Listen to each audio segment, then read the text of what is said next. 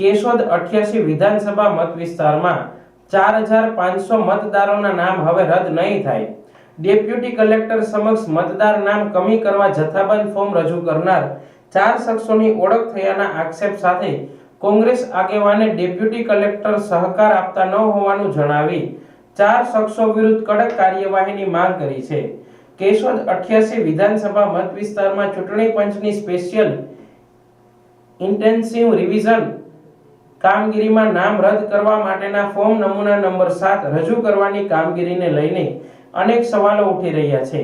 આ કામગીરીમાં મતદારોની આખરી યાદી જાહેર કરવા ચૂંટણી પંચે કવાયત શરૂ કરી દીધી છે।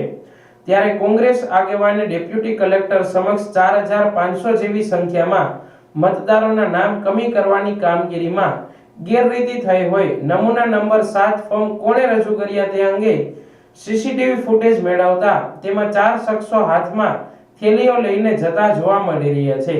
આ શખ્સો પૈકી 2 શખ્સોની કોંગ્રેસ પ્રમુખે ઓળખ કરી લીધી છે। આ બંને શખ્સો ભાજપ શહેર સંગઠનના જવાબદાર આગેવાન હોવાના આક્ષેપ કરવામાં આવી રહ્યા છે। ત્યારે તંત્ર પાસેથી મેળવેલ સીસીટીવી ફૂટેજમાં જોવા મળતા આ શખ્સો ખરેખર કોણ છે તે એસઆઈઆરની કામગીરીના નમૂના નંબર 7ના ફોર્મ લઈ ડેપ્યુટી કલેક્ટર કચેરીએ પહોંચ્યા હતા કે બીજું કાંઈ હતું? જો કે બીજું કાંઈ હતું તો તે શું હતું? આ શખ્સો કોના ઈશારે આ ફોર્મ લઈ આવ્યા હતા તે તમામ મુદ્દાઓને ધ્યાનમાં રાખી તપાસનો વિષય છે। તો બીજી તરફ કોંગ્રેસના વિરોધ વચ્ચે નામ કમી કરવા માટેની 4500 વાંધા અરજી ચૂંટણી અધિકારીએ રદ-બાતલ કરી છે। રદ મતલબ જેના નામ કમી કરવા ચોક્કસ જ્ઞાતિ કે કોંગ્રેસના મતદારો હોવાની શંકા વ્યક્ત કરવામાં આવી હતી તે મતદારોના નામ હવે રદ નહીં થાય તેવી વાત સામે આવતા તેવા મતદારોએ રાહતનો શ્વાસ લીધો હતો। જ્યારે તંત્રએ તેમના નામ રદ કરવા કાર્યવાહી હાથ ધરી તે 500 મતદારો કાં તો તે મૃત્યુ પામ્યા છે અથવા તો સ્થળાંતર કરી ગયા છે તે નામ ફરજિયાતપણે રદ કરવા તંત્રએ કાર્યવાહી હાથ ધરી છે। આ અંગે કોંગ્રેસ આગેવાને 88 વિધાનસભા મત વિસ્તારમાં ચૂંટણી અધિકારી તરીકે એસઆઈઆરની કામગીરી સંભાળતા ડેપ્યુટી કલેક્ટર તેમને સહકાર આપતા ન હોવાના આક્ષેપ કરી તેઓએ કોંગ્રેસ પ્રદેશની ટીમને સાથે રાખી ઇલેક્શન કમિશનને રજૂઆત કરવા તજવીજ હાથ ધરી છે। ત્યારે ફોર્મ રજૂ કરનાર આ શખ્સો વિરુદ્ધ તંત્ર કોઈ કાર્યવાહી કરશે કે નહીં તે ચર્ચાનો વિષય બન્યો છે। રાજકીય આગેવાનો દ્વારા નામ કમી કરવા ગેરરીતિ કરાતી હોવાનો હોબાળો થતા તંત્ર એક્શનમાં આવ્યું હતું અને બીએલઓની કામગીરી સંભાળતા કર્મચારીઓને રાજકીય પક્ષો તરફથી મળેલ ફોર્મ નંબર 7ની ખરાઈ કરવા બાબત મતદાર નોંધણી અધિકારીએ આદેશ કરતા બીએલઓ તરફથી આ અરજીવાળા મતદારો જે તે સ્થળે રહેતા હોય રિપોર્ટિંગ કરાતા ખોટા હોવાનું સાબિત થતા કાયદેસર કાર્યવાહી કરાતા 4500 અરજી રદ થયાનું કેશોદ શહેર કોંગ્રેસ પ્રમુખ ભરતભાઈ લાડાણીએ જણાવ્યું હતું। કેશોદ શહેર કોંગ્રેસ પ્રમુખ ભરત લાડાણી આજરોજ કેશોદ તાલુકા અને શહેર કોંગ્રેસ કાર્યાલય ખાતેથી અમારા સાથી મિત્ર તાલુકા કોંગ્રેસ પ્રમુખ હરેશભાઈ ડાંગર, અમારા અનિલભાઈ પરમાર, નગરપાલિકાના પૂર્વ પ્રમુખ અમીનભાઈ, અમારા શહેર મંત્રી હરેશભાઈ પોપટ, અમારા કોંગ્રેસના પીઢ અગ્રણી રાવત બાપુ, અમારા નોમાનભાઈ, અમારા ગ્રામ્ય વિસ્તારમાંથી પધારેલા ગરેજાભાઈ સહિતના કાર્યકર્તાઓએ આજે અમે એસઆઈઆરની જે કામગીરી ચાલુ છે સ્પેશિયલ ઇનિશિયેટિવ રિવિઝન એ અગાઉ પણ એક પ્રેસના માધ્યમથી જણાવેલું હતું અને આજે પણ અમે મીડિયાના માધ્યમથી જણાવીએ છીએ કે કેશોદ 88 વિધાનસભામાં કોંગ્રેસના મુખ્ય મતોને કાપવા માટે ભારતીય જનતા પાર્ટી કેશોદ દ્વારા એમના મુખ્ય આગેવાનો દ્વારા જે એક કાવતરું રચવામાં આવ્યું હતું કે 4500 જેટલા ફોર્મ નમૂના નંબર 7 ભરી અને મતદારોને ગાયબ કરવા, જુદી જુદી કોમ્યુનિટી અને જુદા જુદા જ્ઞાતિના લોકોના મતદાર યાદીમાંથી નામ મિટાવી દેવા માટેની જે કામગીરી કરવામાં આવી હતી અને સમગ્ર ગુજરાતમાં જે ઓહાપો ઉપડ્યો ત્યારે ડેપ્યુટી કલેક્ટર અને કલેક્ટર કક્ષા સુધી અમે રજૂઆત કરી। એ રજૂઆતના સફળતાના અંતે ભાજપનો જે ખેલ હતો એ ઊંધો પડી ગયો। ભાજપને જે 4500 મતદારો કાઢવાતા એ ફિયાસ્કો થઈ ગયો। જે ઓથોરાઇઝ માહિતી મળતા આખા વિધાનસભામાં 467 નામો કે જે મૃત્યુ પામ્યા હોય અને કોઈ શિફ્ટ થવા માંગતા હોય એવા જ નામો કમી થયા છે. અને વાત આજે મારે મીડિયાના માધ્યમથી એ કરવી છે કે આ ખેલ પાડનારા લોકો કોણ હતા, આ મતદારોના દુશ્મન કોણ હતા. તો એમને આરટીઆઈ એક્ટ મુજબ માહિતીઓ માંગી, એમના વિડીયો સીસીટીવીના ફૂટેજો પણ માંગ્યા. ત્યારે અમને માલુમ થયું કે કેશોદ શહેર ભાજપના પૂર્વ પ્રમુખ પ્રવીણભાઈ ભાલાળા અને હાલના કેશોદ શહેરના ભાજપના મંત્રી ભરતભાઈ પ્રજાપતિ કોરિયા દ્વારા આ સ્કેન્ડલ રચવામાં આવ્યું હતું. તારીખ 17ના રોજ 10:39 કેશોદ મામલતદાર કચેરીની અંદર ફોર્મ નમૂના નંબર 7 જથ્થાબંધ લઈ અને પ્રવેશ કરે છે. આ મામલતદાર કચેરીએથી મને સીસીટીવીના ફૂટેજના માધ્યમથી આ બંનેની વિગતો મળેલી છે. આપને હું મીડિયાના માધ્યમથી પણ બતાવું છું કે પ્રવીણભાઈ ભાલાળા અને ભરતભાઈ પ્રજાપતિ કે બંને ભાજપના ખૂબ હાલના ધારાસભ્યની ખૂબ નજીકના માણસો હોય એ પણ આપને સોશિયલ મીડિયાની અંદરથી ઘણી વખત અમને જાણવા પણ મળેલું છે. આ બંને સિવાય અન્ય વ્યક્તિઓ પણ છે, પરંતુ અમે સંપૂર્ણ પુરાવો અમારા હાથ ઉપર જેમ જેમ આવતા જાય એ મીડિયાના માધ્યમથી અમે આપને મૂકતા જાહું અને લોકોને બતાવતા જાહું કે લોકશાહીને ખતમ કરનારા લોકો જેમને મતદાર યાદીમાંથી નામ મિટાવી અને ચૂંટણી જીતવા માંગતા હોય, શા માટે વિકાસના નામે તમે ચૂંટણી જીતવા મેદાનમાં નથી આવતા? કેમ કે તમે કોઈ વિકાસના કામો કર્યા જ નથી, એટલે તમારે આવી રાજનીતિ કરવી પડે છે. અમે આવનારા સમયની અંદર આ જ મુજબનું બાજુની વિધાનસભા એટલે કે માંગરોળની વિધાનસભા છે, ત્યાં પણ આવું એક સ્કેન્ડલ છે. 28,000 મતદારોના નામ કાઢવાનું એક કાવતરું રચાણું છે. એમની તપાસ પણ અમે તપાસ સુધી પહોંચી ગયા છીએ. આવનારા સમયમાં એટલે કે ટૂંકા ગાળાની અંદર હવે અમે જે લોકોએ નામ કાઢવા માટેની કામગીરી કરી છે અને જે આની અંદર ખૂંચેલા છે એવા લોકોને અમે પ્રદેશ કક્ષાએથી અને પ્રદેશથી મળતી સૂચના મુજબ અમારી કોંગ્રેસ પાર્ટી દ્વારા લીગલ કાર્યવાહી પણ કરવાના છીએ. કેશોદ 88 વિધાનસભા મતક્ષેત્રના ચૂંટણી અધિકારી એવા ડેપ્યુટી કલેક્ટર વંદનાબેન મીણા અમને જોઈતો સહકાર નથી આપતા. એમની સામે મેં ચૂંટણી પંચ ભારતના ચૂંટણી કમિશનરને પણ મારા લેટર પેડ ઉપર મેં એક ફરિયાદ કરેલી છે, એમને મેલના માધ્યમથી પણ કરેલી છે. એટલે જરૂર પડશે તો કોર્ટવાળી કાર્યવાહી પણ અમે કરવાના છીએ. અધિકારી દ્વારા શું કહેવામાં આવ્યું છે? અધિકારી દ્વારા સમય બરબાદ કરવામાં આવે છે. એસઆઈઆર નું મેન્યુઅલ એમ કહે છે કે તમારી જ્યારે હેરિંગની તારીખ હોય એ પહેલા BLA 1 તરીકે તમામ કાગળો આપી દેવા જોઈએ. 4500 અરજી કોણે કરી છે ને કેના નામની કરી છે એ આરટીઆઈ એક્ટ હેઠળ મેં બીજી પણ આરટીઆઈ કરી છે. અગાઉ જે સીસીટીવીના ફૂટેજ વાળી આરટીઆઈ કરી હતી એના ફૂટેજ મને મામલતદાર કક્ષાએથી મળી ગયા છે. ડેપ્યુટી કલેક્ટરે હાલ પેન્ડિંગ રાખ્યા છે. એટલે જેમ જેમ અમને વિગતો મળતી જશે એમ અમે પબ્લિકમાં રિલીઝ કરતા જાહું. ખોટી માહિતી આપી, અરજી આપી અને પાછી ખેંચવી ગુનો બને છે. તમારું શું કહેવું?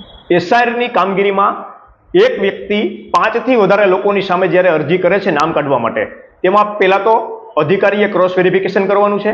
અધિકારીને એમ લાગે કે આ અરજી ખોટી છે તો અરજી કરતા વ્યક્તિની સામે પોલીસ ફરિયાદ દાખલ કરવાની હોય છે. જો અધિકારી એવું નહીં કરે તો આ બધા જ નમૂનાઓને અમે કોર્ટમાં લઈ જવાના છીએ અને દૂધનું દૂધ અને પાણીનું પાણી કરવાના છીએ કે જેથી કરીને લોકશાહીમાં કોઈનો અધિકાર છીનવવાનો પ્રયાસ બીજી વખતે લેશ માત્ર ના કરે.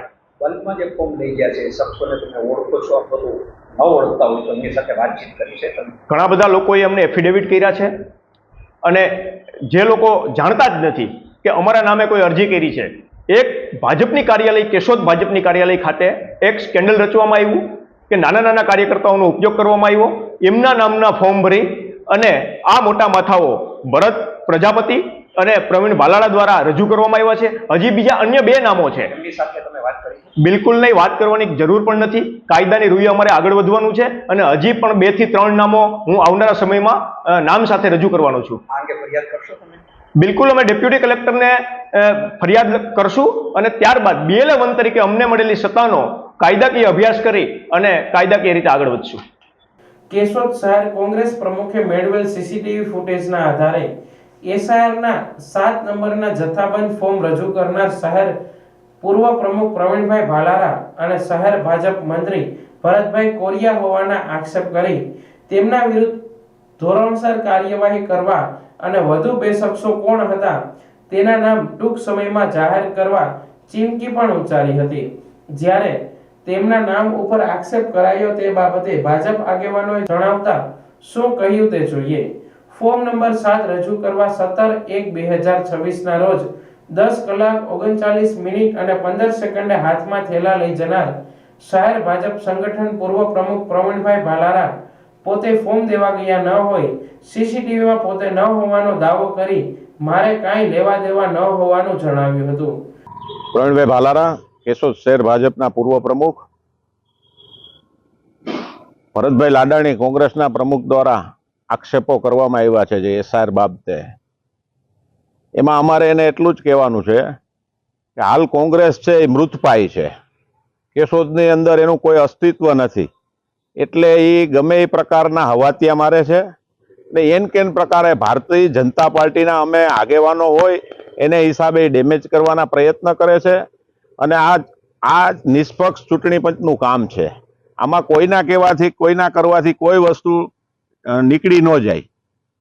એટલે ભરતભાઈને, અમારા કોંગ્રેસના મિત્રને એવું કહેવાનું છે કે ભાઈ આ ખોટું તમે રહેવા દો. આજ કેશોદની અંદર નગરપાલિકા અમારી ખૂબ વિકાસના કામો ધારાસભ્ય શ્રી બે નગરપાલિકા પ્રમુખે કર્યા છે.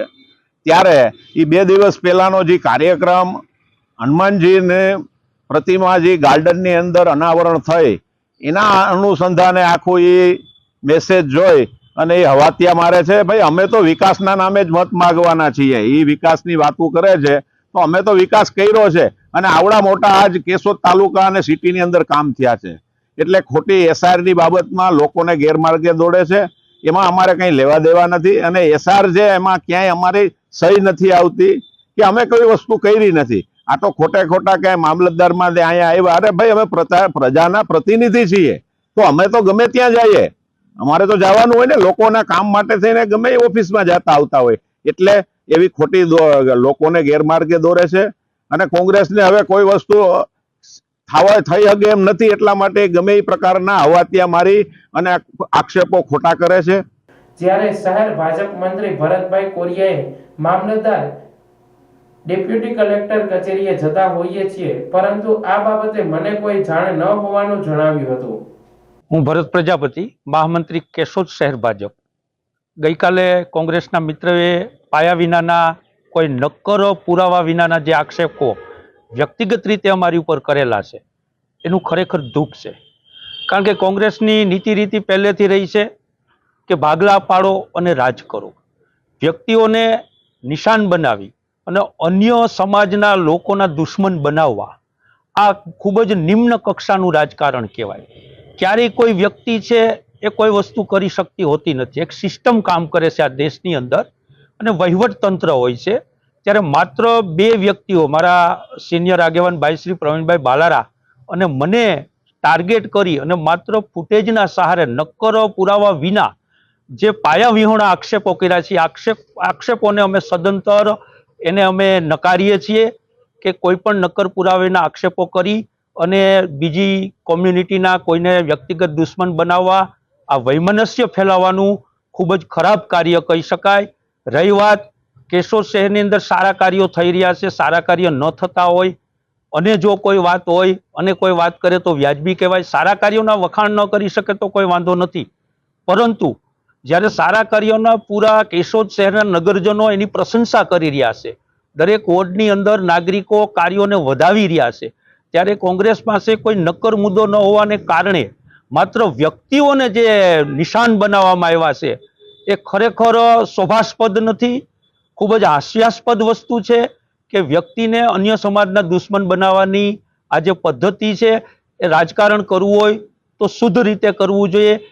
કોઈ પણ પક્ષી આક્ષેપો પ્રત્યાક્ષેપો કરતી હોય છે, એનો કોઈ વિરોધ નથી, પણ વ્યક્તિઓ પ્રત્યે આક્ષેપો કરવા એ વ્યાજબી નથી. પાર્ટીની સામે આક્ષેપો કરતી હોય અને રાજકારણમાં એ ગ્રાહ્ય હશે, એનું અમે ના નથી પાડતા, પણ માત્ર નક્કર પુરાવાના ફૂટેજ જોઈ અને મામલતદાર કચેરીએ જવું એ કોઈ ગુનો નથી.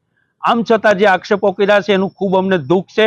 હું કોંગ્રેસના મિત્રોને કહીશ કે તમે વ્યક્તિઓને નિશાન બનાવવાને બદલે સીધા શુદ્ધ રાજનીતિ કરો, પારદર્શક રાજનીતિ કરો.